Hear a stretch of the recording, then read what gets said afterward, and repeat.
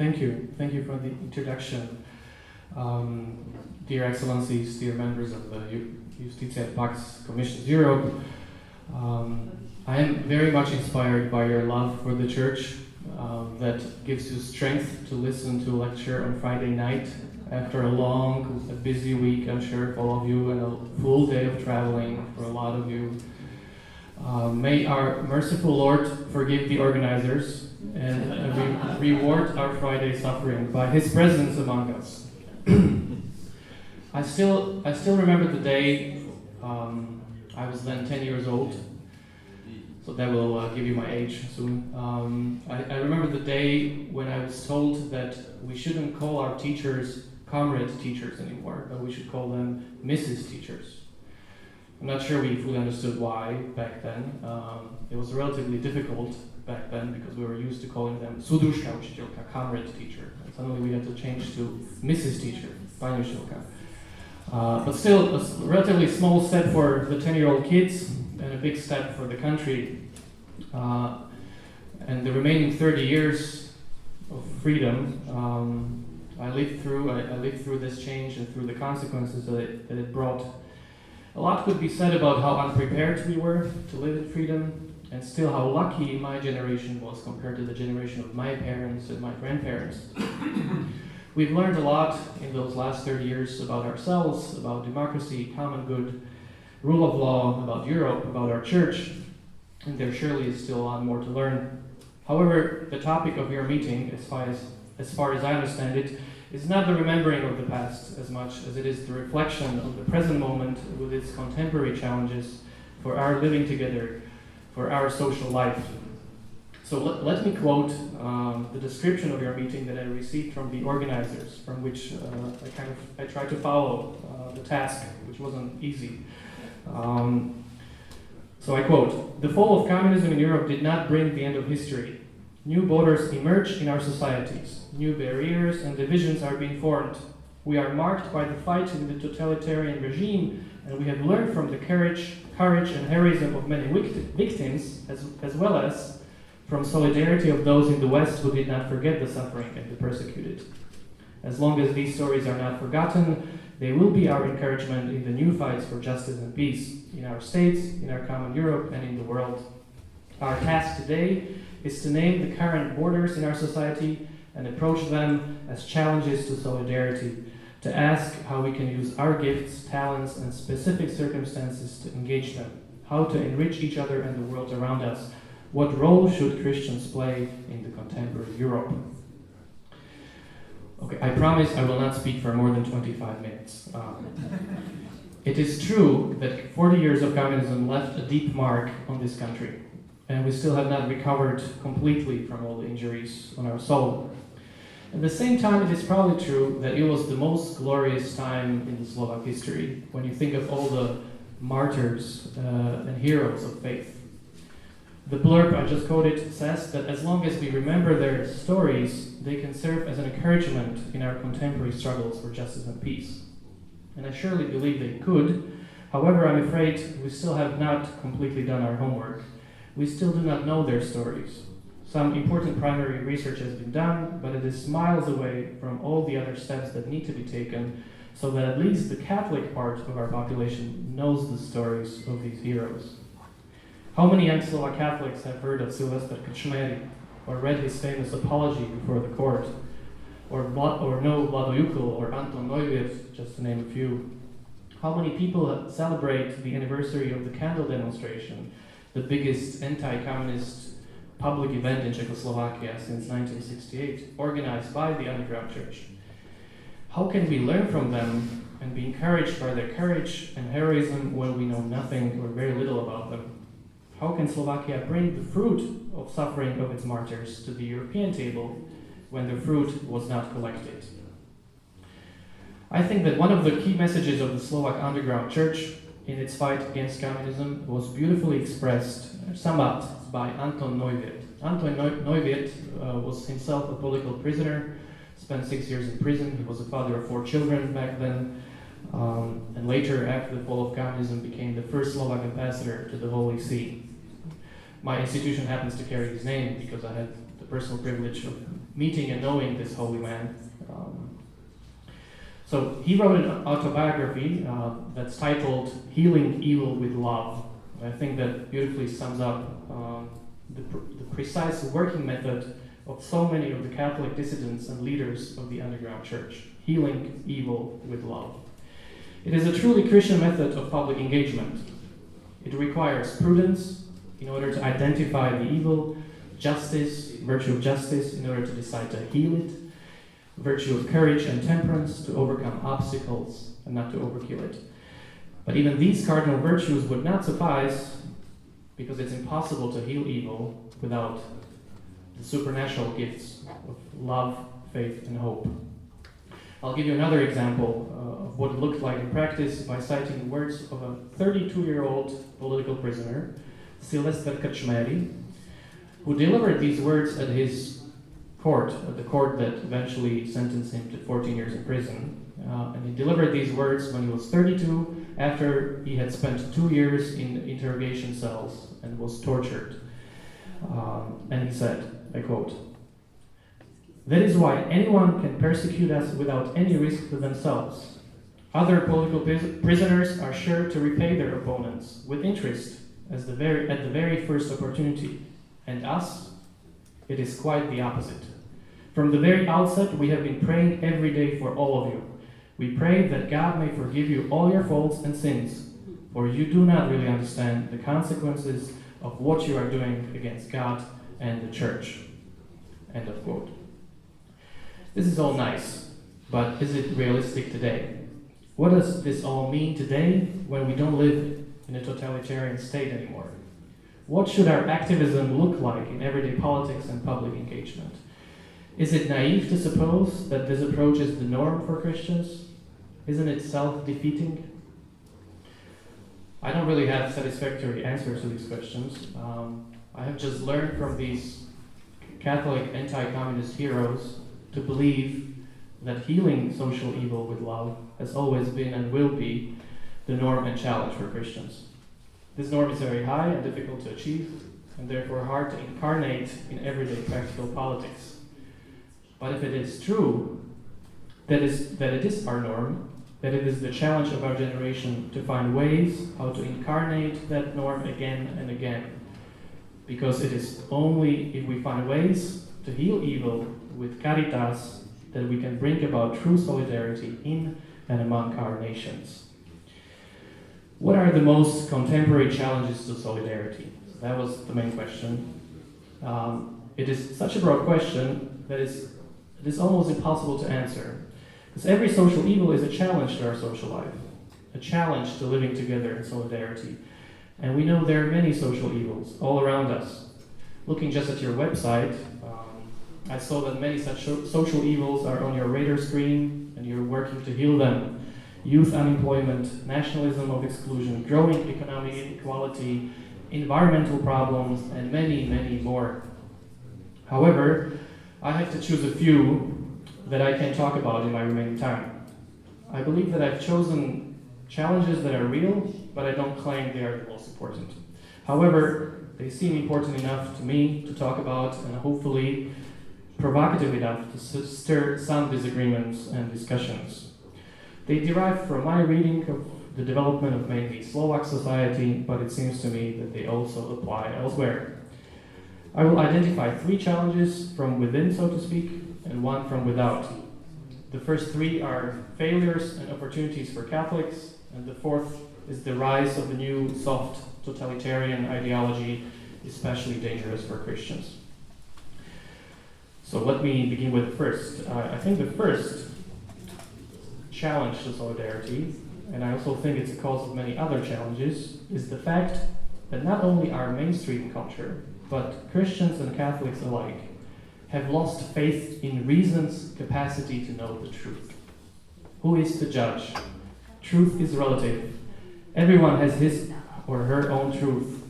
Only scientific proof is proof, are few of the dogmas of the new mainstream culture all around Western civilization, as well as among many Slovak Catholics. And because we don't think that truth can be known through reason, what remains are just different faiths, all equal to each other.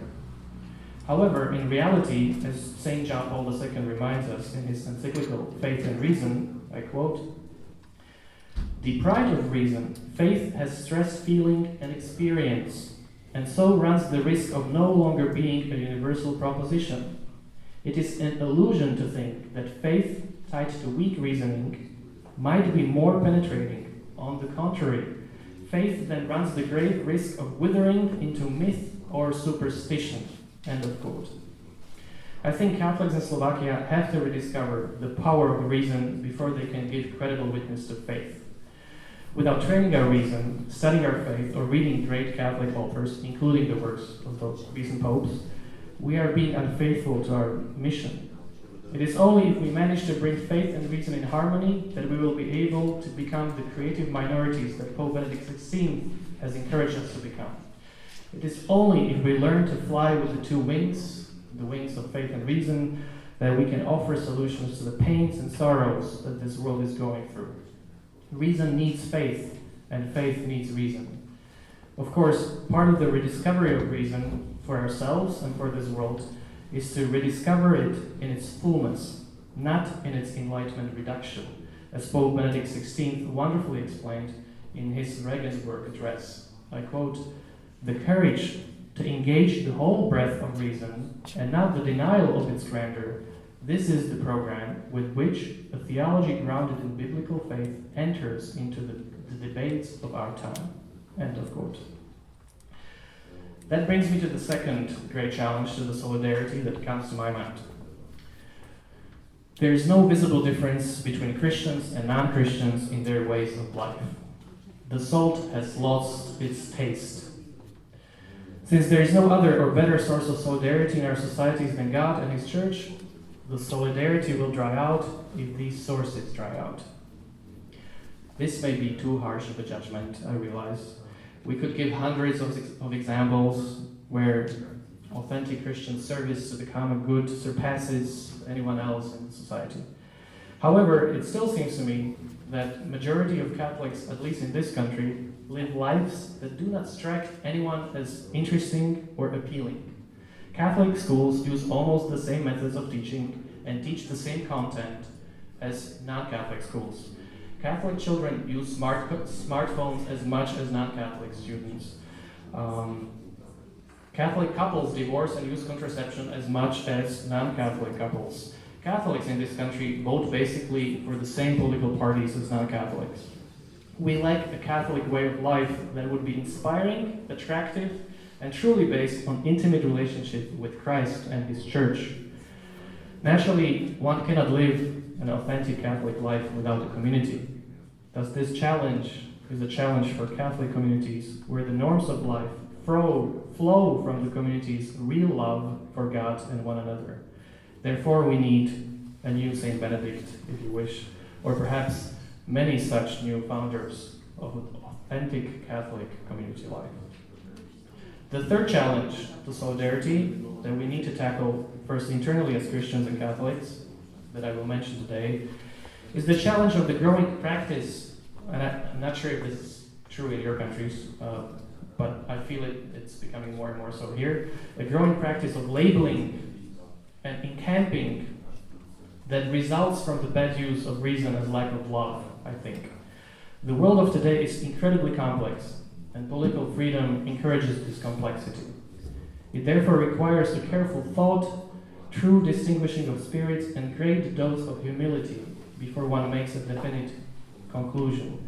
However, what we see instead happening in Slovakia these days, even within the community of Christians and Catholics, is attaching definite labels to people and groups in order to make them unworthy of reasonable debate. The fact that one is a Catholic does not seem to mean much anymore. You are either liberal or conservative or ultra-right or progressive or God knows what Catholic. Don't take me wrong. I don't object to labeling a thesis or a proposition or to identifying and judging false claims. That's all good and important to do. What seems to be happening now instead, however, is not engaging in dialogue about the various propositions, not showing what is true and what is false and why, but instead labeling persons and/or groups for the sole purpose of making it clear that they are the enemy. It seems as if we were in the impatient mood of drafting forces for fighting, rather than in the mood for building bridges, however fragile, and leading a dialogue, however difficult. And of course, how can we have a reasonable debate and an ongoing dialogue between believers and non-believers in our societies if we don't know how to dialogue among us? Now, I've identified 3 challenges to solidarity that threaten the unity among Catholics as well as among wider population and European cultures. Abandonment of reason, loss of authentic and appealing Catholic communities, and the lack of dialogue due to quick labeling and encamping. They are all connected and perhaps signs of even deeper problems in the church and the world today. I also promised that I would mention a 4th challenge that comes, so to speak, from outside.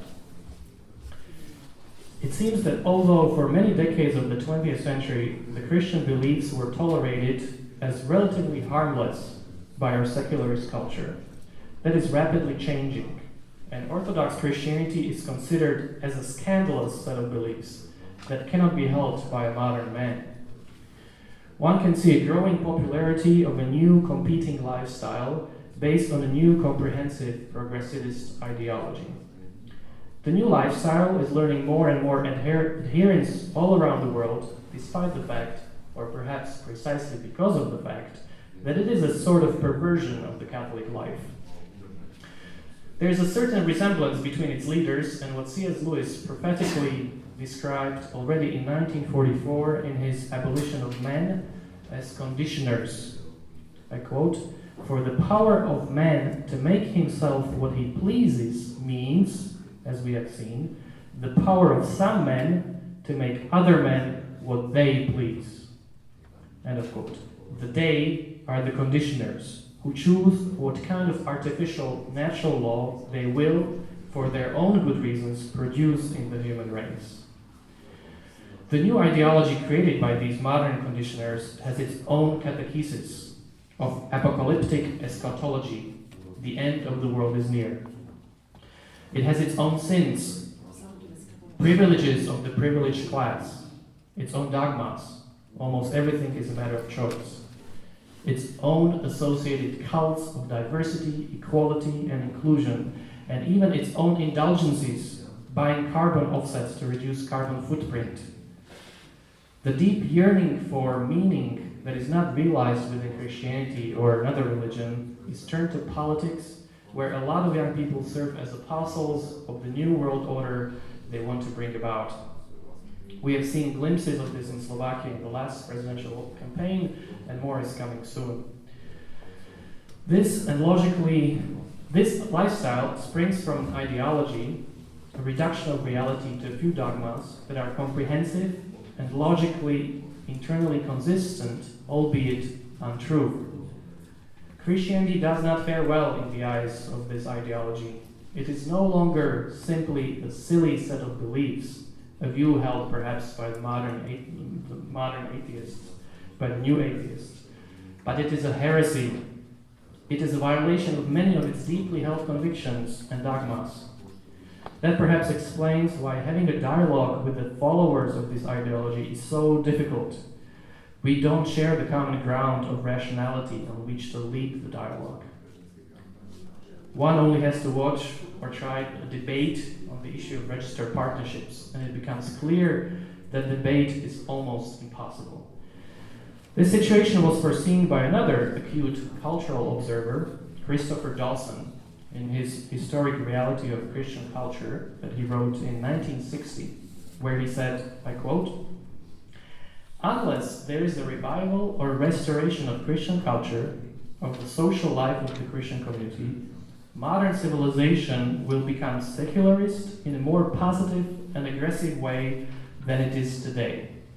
And a godless civilization of this kind, it will be far more difficult for the individual Christian to exist and practice his religion than it has ever been before, even in the ages of persecution." End of quote. If what I just said is true, and there really is such a new arch-enemy on the horizon, then my previous criticisms of the lack of dialogue, attractive witness, and promotion of sound reason may seem to be just complaints of a naive and blind man who does not really see the signs of the times. Because what is there to dialogue? Who is there to dialogue with? Or perhaps we can try to square all these four challenges by saying that despite the significant cultural changes and the rising popularity of the progressivist ideology, Christians always have to see a human being on the other side of the trenches. There always is a human soul that deserves our respect, our willingness to dialogue, to give witness, to appeal to its God-given reason. No one can be identified purely as our enemy, even the most pronounced social justice warrior. We as Christians just don't have that option. We are called to the high vocation of healing evil with love. Let me conclude by suggesting with Christopher Dawson a concrete cure to all these challenges. Perhaps it's not a cure for every society everywhere, but it is more and more obvious here in Slovakia that unless we seriously shift our focus on the education of our children and young people, our society will deteriorate more and more.